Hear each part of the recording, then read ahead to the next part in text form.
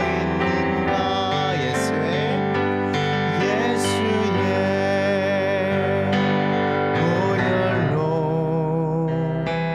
그대는 씻기어 있는가. 마음속에 여러 가지 죄악이 깨끗이 씻기어 있는가.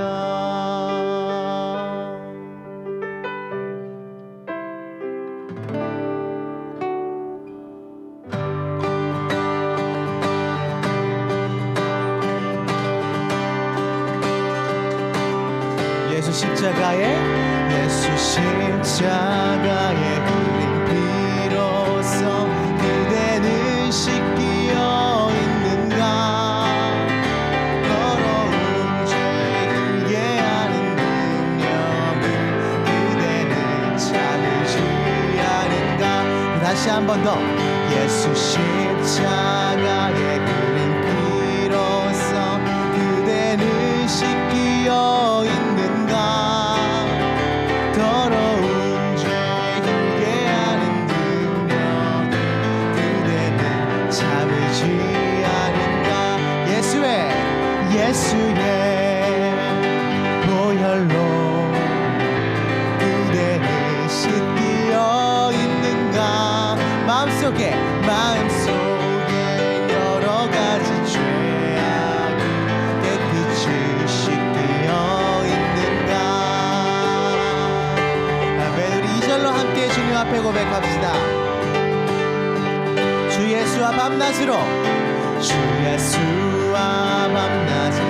늘 함께 그대는 행동을 하는가.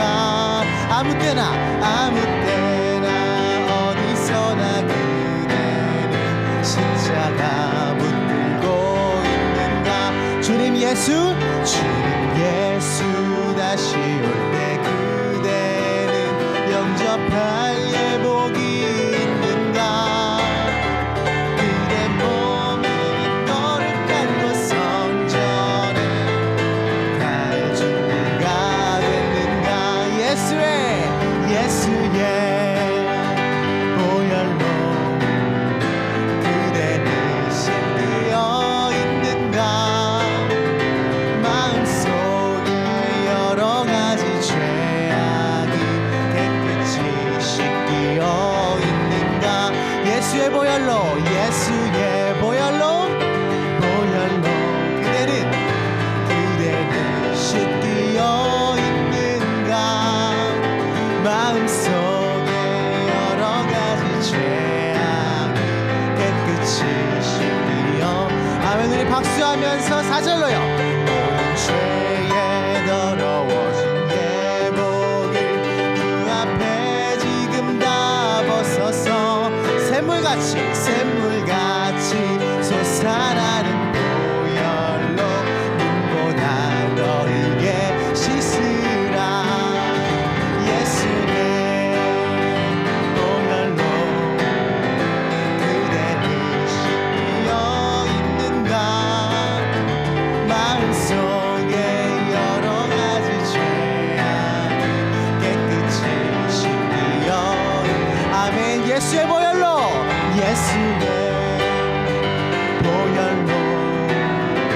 그대는 씻기어 있는가. 마음속에 여러 가지 죄악이 깨끗이 씻기어. 마음속에 여러 가지 죄악이 깨끗이 씻기어.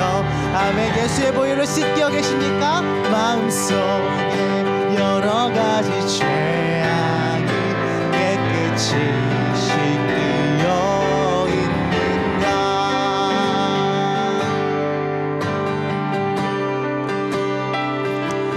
아멘. 우리의 죄를 깨끗하게 씻어주시는 그 보혈로 말미암아서 우리가 지금 이 자리에서 하나님께로 나아갈 수 있음을 믿습니다. 우리 이 사실을 주님 앞에 고백하시면서 계속해서 주님 앞으로 나아가셨으면 좋겠습니다.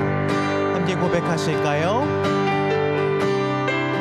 보혈을 지나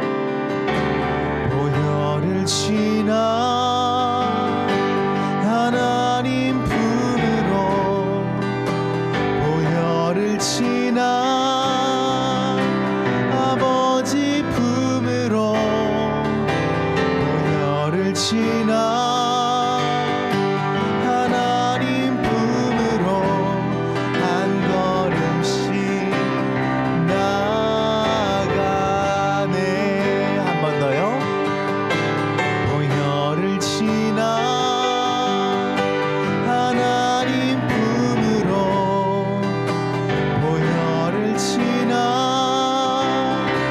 아버지 품으로 보혈을 지나 하나님 품으로 한 걸음씩 나가네. 존귀한 주 보혈이 내 영을 새롭게 하시네. 존귀한 주 보혈이 내 영을 새롭게 하네. 존귀한 주 보혈이 나의 영을 내 영을 새롭게 하시네. 존귀한 주 보혈이 내 영을 새롭게 하네. 존귀한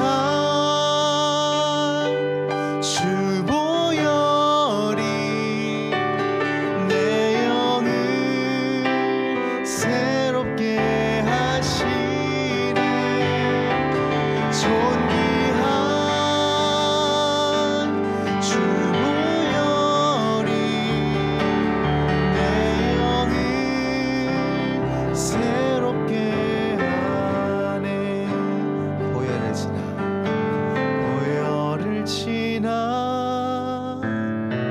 하나님 품으로 보혈을 지나 아버지 품으로 보혈을 지나 하나님 품으로 한 걸음씩 나가네.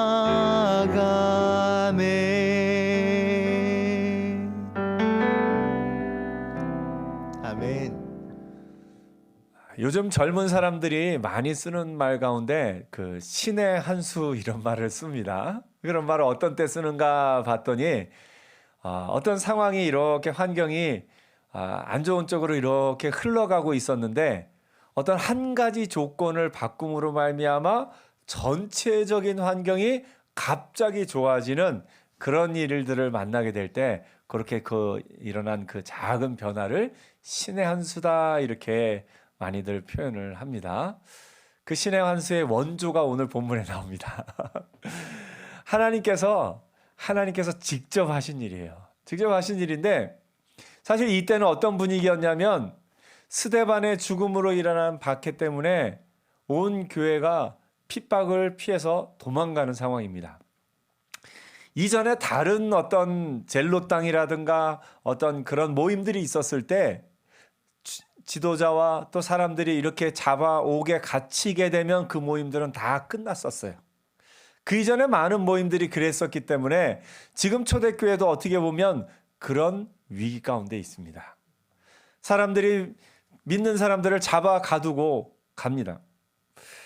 사울이 주의 제자들에 의하여 여전히 위협과 살기가 등등했다.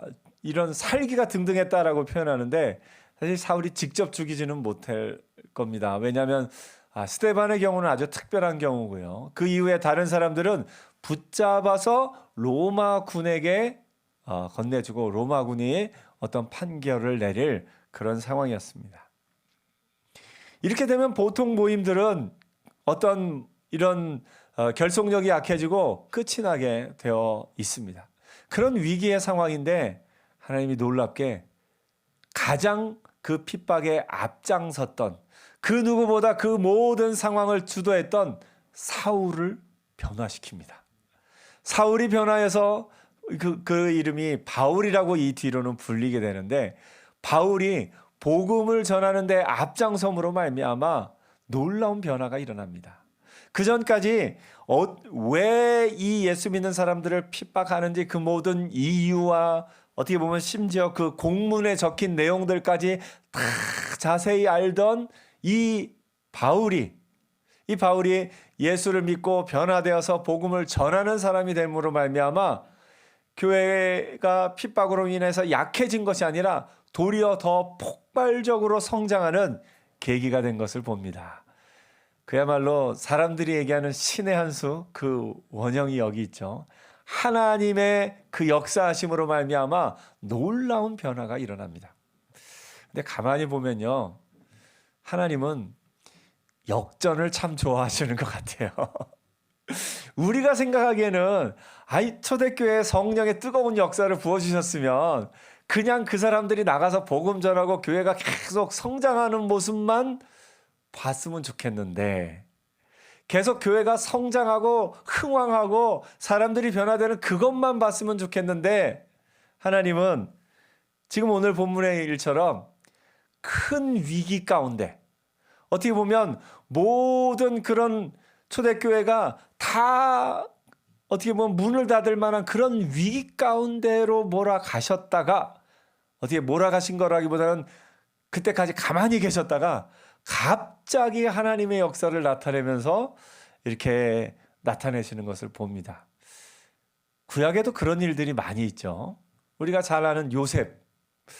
하나님이 요셉을 기왕 쓰시려면 그렇게 종으로 팔려가게 하거나 거기서도 또 억울한 일 당해서 감옥에 갇히거나 그런 일 안 만나고 그냥 요셉이 탁 그 애굽에 누구에게 발탁이 돼서 가서 애굽을 위해서 그렇게 하면 얼마나 좋았을까 생각도 해봅니다. 근데 하나님은 굳이 요셉을 종으로 팔려가게 하시고 그 감옥에까지 억울한 일 당해서 감옥에까지 가게 하시고 그 바다까지 가게 하신 후에 그를 애굽 전체를 다스리는 자로 삼으십니다. 모세도 그렇습니다. 모세가 바로 이스라엘 백성을 인도한 거 아니죠. 처음엔 모세 죽을 위기도 만나지 않습니까? 갓난아기들 다 죽이라 하는데 그 강가로 떠내려 보내게 하시고 애굽 왕궁에 들어갑니다. 거기까지는 좋았어요. 애굽 왕궁에서 기왕에 자랐으면 애굽 왕궁에서 자라서 가장 힘 있고 능력 있을 때 이스라엘 백성을 탁 이끌고 가면 얼마나 좋았을까요? 굳이 그 모세를 또 그 애굽 사람과 이스라엘 사람의 분쟁 속에서 이스라엘 사람 편을 들고 막 하다가 또 살인자로 이렇게 지목되어서 저 광야로 도망가서 40년 동안이나 그 광야에서 생활하게 하십니다. 어떻게 보면 그가 가진 모든 능력을 땅에 묻어둘 만큼 40년 동안의 양을 치면서 광야 생활을 했으면요, 왕궁에서 배운 거 웬만하면 다 잊어버리죠. 예. 여러분 40년 전에 배운 거 기억나세요? 잘 기억이 안 나겠죠. 예. 이 모세를 그렇게까지 그 광야에서 생활하게 하셨다가 하나님이 또 이스라엘 백성의 지도자로 삼으신 것을 봅니다. 왜 그러실까요, 하나님? 그냥 기왕에 지도자 삼을 거면 그냥 멋있게 지도자로 삼으시면 되는데 왜 바닥까지 내리셨다가 그를 지도자로 삼으셨을까요? 하나님이 이렇게 역전하게 하시는 데는 우리가 묵상하면서 받는 은혜가 있습니다. 그건 뭐냐면요, 요셉이 그 애굽의 국무총리가 되고 이스라엘이 애굽으로 옮겨지된 그 일은요, 요셉의 능력 때문에 된 것이 아니라 누가 하신 일이에요? 하나님이 하신 일이에요. 그러니까 하나님이 마지막까지 바닥까지 내려가게 하셨다가 역전시키시는 데는 이거는 사람이 한 일이 아니다. 누가 하신 일이라고요? 하나님이 하신 일을 나타내길 원하셨던 것을 보게 됩니다. 오늘 여러분, 예수님도 그렇습니다. 예수님을 이 땅에 구원자로 보내셨으면 이 땅에 메시아로서 능력 있게 힘 있게 병도 고치고 5천 명도 먹이신 예수님이 군대를 탁 이끌고 예루살렘 입성하셔서 이스라엘을 저 로마로부터 해방시키고 그러셨으면 또 얼마나 멋있었을까. 이게 우리의 생각이에요. 근데 하나님의 방법은 그 예수님을 십자가에 못 박아 죽게 하시고 그 가운데 그 예수님을 다시 살리셔서 놀라운 반전을 일으키셔서 하나님의 역사로 말미암아 우리의 구원자가 되게 하신 것을 우리가 보게 됩니다. 하나님의 역전에는 하나님이 하셨음을 나타내는 하나님의 뜻이 있습니다. 우리의 삶도 그렇습니다. 우리의 삶도 어떻게 보면 그냥 자녀를 키우는 대로 아이들이 다 잘 되고 키우는 아이들마다 너무너무 순종적이고 너무너무 똑똑하고 모든 일에 모범적이고 잘하면 좋겠지만 그렇지 않을 때도 있습니다. 내가 일을 하고 직장에 다니고 사업을 하고 어떤 일들을 할 때도 내가 계획한 대로 내가 생각한 대로 다 잘 되면 좋겠지만 그렇지 않을 때도 많이 있습니다. 그런데 놀라운 것은요, 그렇게 해서 내가 내 힘으로 내 능력으로 이것저것 다 했는데 안 되는 그 순간에 하나님이 역사하십니다. 하나님은 역전하시는 하나님이셔요. 하나님이 여러분의 인생도 역전시키시는 은혜가 있을 겁니다. 역전시켜서 어떻게 하시냐? 결국은 더 좋게 하십니다. 옆에 한번 얘기해주세요. 결국은 더 좋게 하실 겁니다. 아멘. 사실 우리 인생이 그렇습니다. 우리 인생이 가장 힘있고 능력 있을 때 딱 하늘나라 들어가면 좋은데요, 하나님이 우리 인생을 어떻게 보면 마지막에 기운도 없어지고 기억력도 희미해지고 가장 연약한 가운데 내가 내 힘과 내 능력으로 내가 그동안 했던 일로 하나님 나라에 들어가는 것이 아니라는 것을 그 순간에 깨닫게 하셔요. 마지막 순간에 내가 내 모든 힘이 다하는 그 순간에 내 힘으로 가는 것이 아니구나. 하나님이 나를 받아주셔야 되는구나. 예수님이 나와 함께 해주셔야 되는구나 하는 걸 깨닫고 이 땅에서의 모든 연약함과 모든 부족함과 모든 그런 어떤 것들을 반전 역전시켜서 우리를 하늘나라의 영광스러운 모습으로 하늘나라의 그 영광을 누리는 모습으로 바꾸어 주시는 그 역전의 은혜가 우리의 인생에도 있는 줄 믿습니다. 그래서 우리가 끝까지 소망을 갖는 건 뭐냐면요, 하나님이 하실 거기 때문에 그렇습니다.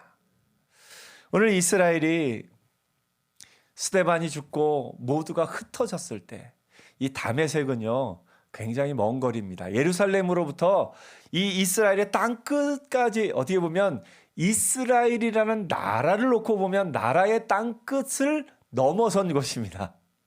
온 유대와 사마리아와 땅 끝까지라고 하는데 지금은 우리가 전 세계를 생각하면서 땅 끝을 생각하지만 이 당시 이스라엘 사람들에게는 이스라엘이라는 국경의 땅 끝, 보통 이제 구약 시대는 단에서 부엘세바까지 이야기를 하죠. 그 모든 지역을 넘어선 곳에 있는 것이 다메섹입니다.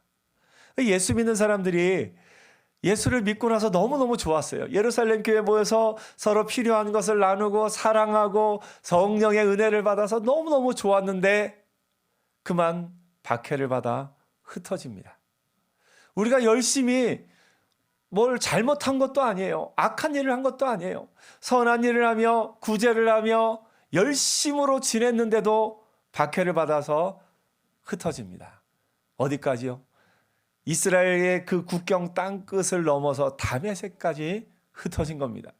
그런데 거기까지 누가 쫓아와요? 사울이라는 사람이 이 대제사장의 공문을 받아들고 거기까지 쫓아옵니다. 그러니까 그때 다메섹에서 있던 그리스도인들의 마음은 어땠을까요? 조마조마했을 겁니다. 내가 어쩌다가 이 다메섹까지 왔나 생각도 들고, 내가 다메섹까지 왔는데 소문에 보니까 저 대제사장의 공문을 들고 사울이라는 사람이 우리를 붙잡으러 지금 오고 있다는 얘기까지 들리는 거예요. 바닥까지 그 마음이 떨어졌을 때입니다. 그럼에도 우리에게 소망이 있는 건 우리는 오늘 본문을 통해서 알듯이 하나님의 역사하심이 있습니다. 하나님은 역전시키시는 하나님이십니다. 사울이 예수님을 만난 과정도 참 드라마틱하죠. 그는 열심히 있던 사람이지만 그 열심으로 예수 믿는 사람들을 핍박하던 사람입니다. 그는 눈에 불을 켜고 다메섹까지 쫓아왔습니다. 그런데 하나님이 그에게 빛을 비추시고 그 눈을 어둡게 하십니다. 이 육신의 눈을 캄캄하여 보지 못하게 하신 후에 영적인 눈을 뜨게 하신 것을 보게 됩니다. 사울이 땅에 엎드려서 그 빛이 비칠 때 땅에 엎드러져서 듣습니다. 성경에 보면 어느 때 땅에 엎드러져 듣냐면 천사가 나타날 때, 하나님의 사자가 나타날 때 두려움 때문에 어이쿠 하고 땅에 엎드러져서 듣습니다. 지금 사울이 그런 상황입니다. 그때 소리가 이렇게 들립니다. 사울아 사울아 내가 어찌하여 나를 박해하느냐. 이름이 2번 나오는데요. 여러분 성경에 이름을 2번 부른 경우 혹시 기억나시는 거 있으신가요? 성경에 이름을 2번 부른 경우는 아주 중요한 인물들의 경우에 이름을 2번 부릅니다. 아브라함이 이삭을 이렇게 제물로 딱 바치려고 할 그때에 하나님이 다급하게 아브라함을 부르십니다. 뭐라고 부르셔요? 창세기에 보니까 아브라함아 여호와의 사자가 하늘에서부터 그를 불러 이르시되 아브라함아 아브라함아 하시는지라. 예, 그러면서 그 이삭 대신에 다른 제물을 준비해 놓았다 하시는 그때에 아브라함의 이름을 2번 부르십니다. 또 이름 2번 불린 사람 누가 있냐면 야곱이 있습니다. 창세기 46장 2절에 그 밤에 하나님이 이상 중에 이스라엘에게 나타나 이르시되 야곱아 야곱아 하시는지라. 또 이름 2번 불린 사람이 있습니다. 모세가 있어요. 하나님이 모세를 부르실 때 출애굽기 3장 4절에 이렇게 얘기합니다. 하나님이 떨기나무 가운데서 그를 불러 이르시되 모세야 모세야 하심에 그가 이르되 내가 여기 있나이다. 여기까지 보니까 아브라함과 야곱과 모세 굉장히 중요한 인물들만 하나님이 2번 부르셨네요. 한 명 더 있어요. 사무엘 아시죠? 예, 사무엘 이제 처음에는 하나님이 부르시는 줄 모르고 엘리 제사장이 부르는 줄 알고 막 갔다가 한 2번 그러니까 엘리 제사장이 아니다 이거는 하나님 부르시는 것 같다. 그때 하나님이 뭐라 하시냐면 여호와께서 이마에 서서 전과 같이 사무엘아 사무엘아 부르시는지라. 사무엘이 이르되 말씀하옵소서 주의 종이 듣겠나이다. 사무엘의 이름을 부르시죠. 신약에서 한 명이 또 이름 2번 불린 사람이 있네요. 누굴 것 같습니까? 베드로겠죠. 누가복음 22장에 보니까 시몬아 시몬아 보라 사탄이 너를 밀가부르듯 하려고 요구하였으나 그러나 내가 너를 위하여 내 믿음이 떨어지지 않기를 기도하였노니 너는 돌이킨 후에 내 형제를 굳게 하라 하면서 보니까 하나님이 특별히 사용하시는 사람들에게는 이름을 2번 불러주시네요. 그래서 누구 있었죠? 아브라함도 그랬고 야곱도 그랬고 모세, 사무엘, 이 시몬까지 베드로까지 이렇게 부르신 걸 봅니다. 제가 보기에 하나님이 여러분의 이름도 2번 부르시는 것 같아요. 예, 옆에 한번 이제 보고 한번 얘기했어요. 하나님이 이름 2번 불러주신 분이 여기 계시네요. 네, 하나님이 여러분 한 명 한 명을 보면서 여러분의 이름을 2번 부르며 여러분을 귀하게 여기시는 줄 믿습니다. 하나님이 이 사울을 부르면서 사울아 사울아 내가 어찌하여 나를 핍박하느냐. 사울은 지금 엎드러졌습니다. 그러면 이 소리가 누구 소리인 건 알아요? 예수님인 건 모르지만 적어도 하늘의 소리 하나님의 소리인 건 알아요. 그런데 그 사울에게 어찌하여 내가 나를 핍박하느냐. 이 예수 믿는 사람들을 핍박하는 사울의 이 행동이 결국은 하나님을 대적하고 있었음을 사울이 그 순간에 깨닫게 되는 겁니다. 예수님께서도 말씀하셨어요. 누가복음 10장 16절에 너희 말을 듣는 자는 곧 내 말을 듣는 것이요 너희를 저버리는 자는 곧 나를 저버리는 것이요 나를 저버리는 자는 나 보내신 이를 저버리는 것이니라. 예수 믿는 사람을 박해하는 사람은 결국은 하나님과 싸우겠다는 거예요. 그래서 누군가 여러분이 예수 믿는 걸 박해하거들랑 이 사람 간이 이 사람 아직 뭘 몰라서 그래. 왜냐하면 예수 믿는 사람을 박해하는 건 곧 하나님과 대적하는 거예요. 그래서 그 사람 보면서 참 용감한 사람이네. 어떻게 하나님과 싸우려고 좀 불쌍히 여겨야 돼요, 우리가. 아무튼 이 사울이 예수 믿는 사람을 핍박했는데 하나님이 어찌하여 나를 핍박하느냐. 그때 사울이 깨닫습니다. 주여 누구시나이까? 이르시되 나는 내가 박해하는 예수라. 그때 사울이 비로소 눈을 뜨게 되고 하나님이 하시는구나. 이 일이 하나님의 일이었구나.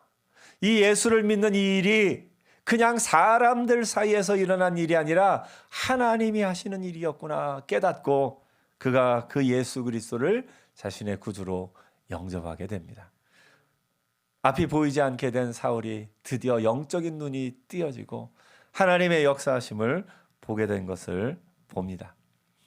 오늘 여러분, 사울을 통해 일어난 이 초대교회의 놀라운 반전의 역사, 역전의 역사가 오늘 우리의 인생 가운데, 저와 여러분의 인생 가운데 있는 줄 믿습니다.